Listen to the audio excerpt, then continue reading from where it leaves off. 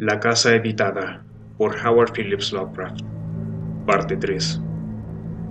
Puede imaginarse lo profundamente que me impresionaron los anales de los Harris. En esta ininterrumpida historia parecía anidar una persistente maldad superior a todo lo que yo había conocido en la naturaleza. Una maldad claramente relacionada con la casa y no con la familia. Confirmó esta impresión la colección menos sistemática de heterogéneos datos de mi tío. Leyendas procedentes de habladurías de criados, recortes de periódicos, copias, certificados de defunción extendidos por médicos colegas suyos y cosas semejantes. No puedo reproducir todo ese material, pues mi tío fue un incansable investigador del pasado y sintió gran interés por la casa maldita. Pero puedo referirme a diversos puntos destacados que llaman la atención por su repetición en muchos informes procedentes de diversas fuentes. Por ejemplo, los rumores de la servidumbre coincidían casi con unanimidad en atribuir al sótano, con sus hongos y su mal olor, la supremacía en la perniciosa influencia. Hubo criadas, Anne White en especial, que se resistían a usar la cocina del sótano, y por lo menos 3 leyendas muy concretas hablaban de las extrañas formas, casi humanas o diabólicas, que tomaban las raíces de los árboles y las manchas de moho en esa parte de la casa. Estas últimas me interesaban profundamente recordando lo que yo había visto de chico, pero tuve la sensación de que la mayor parte de lo importante había quedado en cada caso, oscurecido en buena parte por añadiduras sacadas del común acervo de cuentos locales de fantasmas.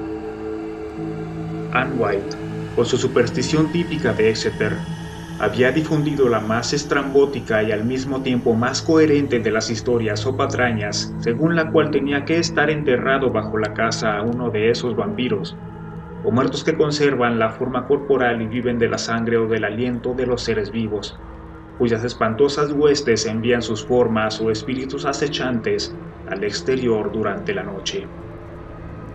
Para acabar con un vampiro, dicen las comadres, hay que desenterrarlo y quemarle el corazón, o por lo menos atravesárselo con una estaca. Y la tenaz insistencia de Anne en que debía cavarse el suelo del sótano en busca de cadáveres había sido la causa principal de que la despidieran. Pero sus historias encontraron un amplio auditorio y se aceptaron con más facilidad porque la casa estaba edificada, efectivamente, en un lugar que en otra época sirviera de cementerio. Para mí esto tenía menos importancia que ciertos detalles en realidad desconcertantes. La queja del criado, Berserk Smith, que había precedido a Anne sin oír jamás hablar de ella, de que algo le chupaba el aliento por la noche. Los certificados de defunción de las víctimas de la fiebre en 1804, expedidos por el Dr. Chad Hopkins, es que se mencionaba que las 4 personas carecían sin explicación de sangre. Y los oscuros desvaríos de la pobre Robbie Harris, cuando se quejaba de los agudos dientes y ojos vidriosos de una presencia semivisible. Aunque libre de vanas supersticiones, estas cosas me producían una extraña sensación que se intensificó al leer 2 recortes de periódico de fechas muy distintas relativos a muertes acaecidas en la casa maldita. Uno de la Providence Gazette and Country Journal del 12 de abril de 1815 y el otro de Daily Transcript and Chronicle del 27 de octubre de 1845, y que detallaban un espeluznante suceso cuya repetición resultaba extraña. Parece ser que en ambos casos la persona agonizante, en 1815 una dulce anciana llamada Stafford, y en 1845 un maestro de mediana edad llamado Eliezer Derby, se transfiguró horriblemente, vidriándose su mirada e intentando morder la garganta del médico que le atendía. Todavía más extraño fue el caso que puso término al alquiler de la vivienda, una serie de muertes por anemia precedidas de locura en el curso de la cual los enfermos atentaban contra la vida de sus parientes mediante incisiones en el cuello o en las muñecas. Esto ocurrió en 1860 y 1861, cuando mi tío comenzaba a ejercer su profesión de médico, y antes de partir para el frente oyó hablar mucho del caso a sus colegas más viejos. Lo que resultaba en verdad inexplicable era la forma en que las víctimas, gente ignorante, pues aquella casa maloliente y rehuida no podía alquilarse a otra clase de personas, balbuceaban imprecaciones en francés, lengua que era imposible que hubieran estudiado en realidad. Aquello hacía pensar en la pobre Ravi Harris de casi 10 años antes, y tanto impresionó esto a mi tío que empezó a reunir datos históricos acerca de la casa a su regreso de la guerra, después de escuchar los relatos personales de los doctores Chase y Whitmarsh. Realmente comprobé que mi tío había pensado mucho en el asunto y de que se alegraba de mi propio interés abierto y comprensivo que le permitía discutir conmigo cosas de las que otros se hubieran reído. Su imaginación no había llegado tan lejos como la mía, pero presentía que el lugar tenía algo de raro por su potencial para la imaginación y que merecía ser tenido en cuenta como inspiración en el terreno de lo grotesco y lo macabro. Por mi parte, estaba dispuesto a tomar todo el asunto con gran seriedad y empecé de inmediato no solo a revisar las pruebas, sino a acumular tantos datos como pudiera reunir. Hablé muchas veces con Archer Harris, el anciano propietario de la casa, antes de que muriera en 1916, y obtuve de él y de su hermana soltera, todavía viva, una auténtica corroboración de todos los datos que mi tío había reunido acerca de la familia. Pero cuando les pregunté qué relación pudo tener la casa con Francia y con su lengua, se confesaron tan desconcertados e ignorantes respecto a ese asunto como yo. Archer nada sabía, y lo único que pudo decir su hermana era que posiblemente su abuelo, Dottie Harris, había oído hablar de algo capaz de arrojar alguna luz sobre el tema. El viejo marino, que sobrevivió 2 años a su hijo muerto en la guerra, no conoció por sí mismo la leyenda, pero recordaba que su primera niñera, la anciana Maria Robbins, parecía estar vagamente enterada de algo que podía haber dado cierto extraño significado a los desvaríos franceses de Robbie Harris, que tantas veces había oído en los últimos días de aquella desgraciada mujer. María había vivido en la casa maldita desde 1769 hasta que la familia se mudó en 1713 y había visto morir a Mercy Dexter. Una vez le insinuó algo a Dottie, a un niño, sobre un detalle algo extraño de los últimos momentos de Mercy, pero el chico lo había olvidado todo excepto que se trataba de algo raro. La nieta recordaba aquel detalle de un modo confuso. Ni ella ni su hermano estaban tan interesados en la casa como Carrington, el hijo de Archer y actual propietario, con quien hablé después de lo que me pasó.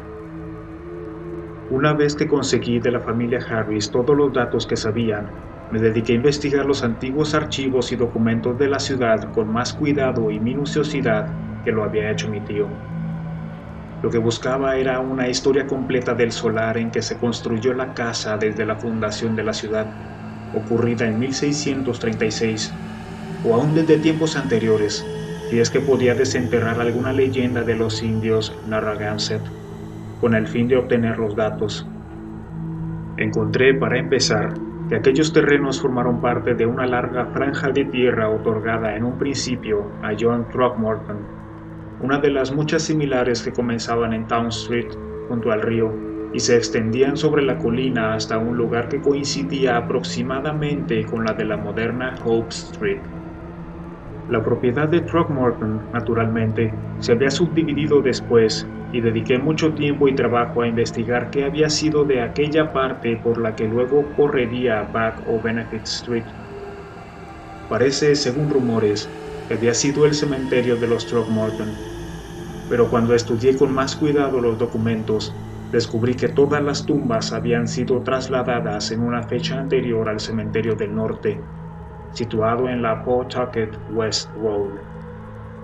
Y de pronto encontré, por pura casualidad, pues no estaba en los legajos principales y muy bien pudo pasarme inadvertido, algo que me emocionó profundamente, pues encajaba con algunos de los aspectos más extraños del caso.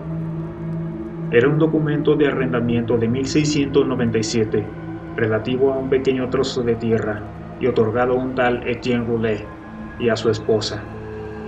Al fin había aparecido el elemento francés, y también otro más profundamente horripilante que el nombre evocó extrayéndolo de mis insólitas y heterogéneas lecturas, lo que me llevó a estudiar con empeño el plano del lugar, tal como había sido antes del trazado de la Back Street entre 1747 y 1758.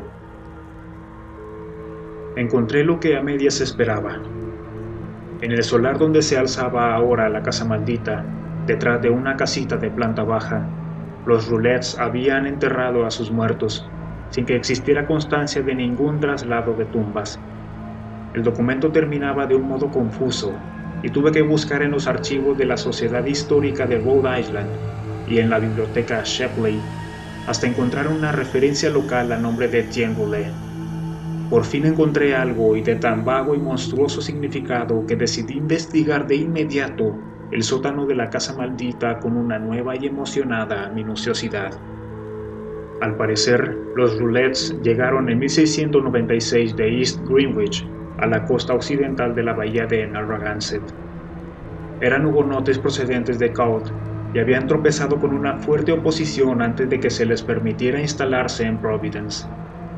La impopularidad les había acosado en East Greenwich, a donde llegaron en 1686 después de la revocación del Edicto de Nantes, y decían las malas lenguas que la ojeriza procedía de algo más que de los prejuicios raciales o nacionales, o de las rencillas sobre tierras que afectaron a otros colonizadores franceses que disputaron con los ingleses, rencillas que ni siquiera el gobernador Andros pudo apaciguar.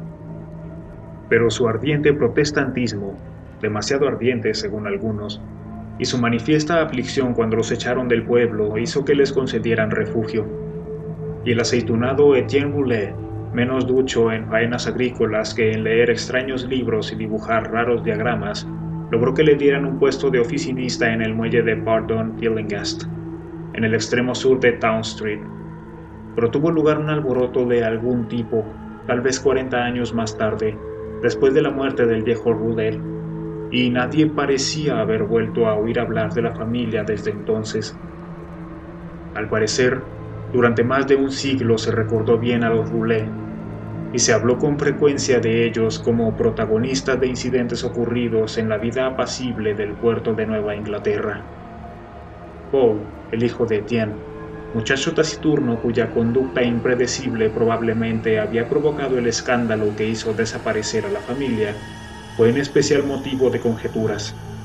Y aunque Providence no compartió nunca los temores a la brujería de sus vecinos puritanos, insinuaban las viejas comadres que las plegarias de Paul no eran proferidas en el momento adecuado ni dirigidas a quien debían dirigirse. Todo esto constituyó la base de la leyenda conocida por la anciana Maria Robbins. La relación que pudiera tener con los desvaríos en francés de Robbie Harris y de otros habitantes de la casa maldita solo podían determinarlo la imaginación o algún descubrimiento futuro. Me pregunté cuántos de los que habían conocido las leyendas habían sabido de aquel eslabón más con lo terrible que mis extensas lecturas me permitieron descubrir. Un dato significativo encontrado en los anales del horror, morboso y que hablaba de Jacques Roulet, de Caude, condenado en 1598 a morir en la hoguera por demoníaco, salvado luego de las llamas por el Parlamento de París y encerrado en un manicomio. Fue encontrado en un bosque cubierto de sangre y de jirones de carne, poco después de que una pareja de lobos diera muerte a un muchacho y lo despedazaran. Se había visto escapar ileso a uno de los lobos. Sin duda una bonita historia para escucharla al lado de la chimenea, con un nombre y un lugar extrañamente significativos. Pero llegué a la conclusión de que no era posible que los chismosos de Providence en general pudieran reconocerla. De haberse sabido, la coincidencia de los nombres hubiera provocado acciones drásticas inducidas por el miedo. Aunque no pudo haber sido su difusión, aunque entre susurros, la causa del alboroto final que hizo desaparecer a los Roulet de la ciudad. Comencé a visitar el lugar maldito con creciente frecuencia, a estudiar la malsana vegetación del jardín, a examinar todas las paredes de la casa y a revisar, pulgada a pulgada, el suelo de tierra del sótano. Finalmente, con permiso de Carrington Harris, Me procuré una llave para la puerta del sótano que había dejado de usarse y que daba directamente a Benefit Street, pues prefería tener una salida más directa al exterior que la que brindaban las oscuras escaleras, el vestíbulo del piso bajo y la puerta principal. Allí, donde lo morboso acechaba en cada rincón, investigué y hurgué en los largos atardeceres en que el sol se filtraba por la puerta cubierta de telarañas que quedaba por encima del nivel del piso y que me situaba tan solo a unos cuantos pies de la apacible acera de la calle. Ninguna novedad premió mi labor, solo la deprimente y mohosa humedad y las leves sugerencias de olores desagradables y salitrosos perfiles en el suelo. Y supongo que muchos transeúntes debieron de mirarme con curiosidad a través de los cristales rotos. Finalmente, por una sugerencia de mi tío, decidí convertir en nocturnas mis visitas, y una noche de tormenta guié el rayo de luz de una linterna eléctrica por el suelo que rezumaba en que se dibujaban extrañas siluetas y en el que brotaban hongos semifosforescentes. El lugar me había deprimido aquella tarde, y casi estaba preparado cuando vi, o creí ver, entre los blanquecinos sedimentos la silueta definida de la sombra encorvada que había imaginado desde muchacho. Su claridad era asombrosa y sin precedentes, y mientras la observaba creí ver de nuevo el tenue y tembloroso hálito amarillento que me había asustado una tarde lluviosa, hacía muchos años. Se elevó por encima de la mancha antropomórfica de moho que había junto a la chimenea. Era un vapor sutil, malsano, casi luminoso, que mientras flotaba tembloroso en el aire húmedo, parecía adoptar una forma vaga, incierta y maligna, para luego disiparse gradualmente en una desvaída nube subiendo a través de la oscuridad de la gran chimenea y dejando un repulsivo hedor a su paso. Fue en verdad horrible, y mucho más para mí, por lo que sabía del lugar. Negándome a huir, lo contemplé hasta que se desvaneció, y mientras lo miraba sentí que también aquello me observaba con avidez, con ojos más imaginables que visibles. Cuando se lo conté a mi tío le impresionó profundamente, y después de una hora de reflexión, tomó una decisión definitiva y drástica. Sopesando en su mente la importancia de la cuestión y el significado de nuestra relación con ella, insistió en que ambos debíamos probar, y si era posible, destruir, el misterioso horror de la casa, dedicándonos una noche o varias a vigilar juntos, dispuestos a actuar con violencia en aquella bodega mohosa y apestada de los hongos. Muchas gracias por escuchar hasta el final. Esta es la tercera parte de 5 de el relato La casa habitada por Howard Phillips Lovecraft. Te agradeceré muchísimo que me dejes tu like, compartas con tus amistades este video y también que me dejes tus recomendaciones en comentarios sobre qué autores clásicos quieres que narre en este canal. Recuerda que puedes seguir apoyando este canal adquiriendo mis libros en la caja de descripción y también suscribiéndote, por supuesto. Yo soy Víctor C. Frías. Nos escuchamos pronto.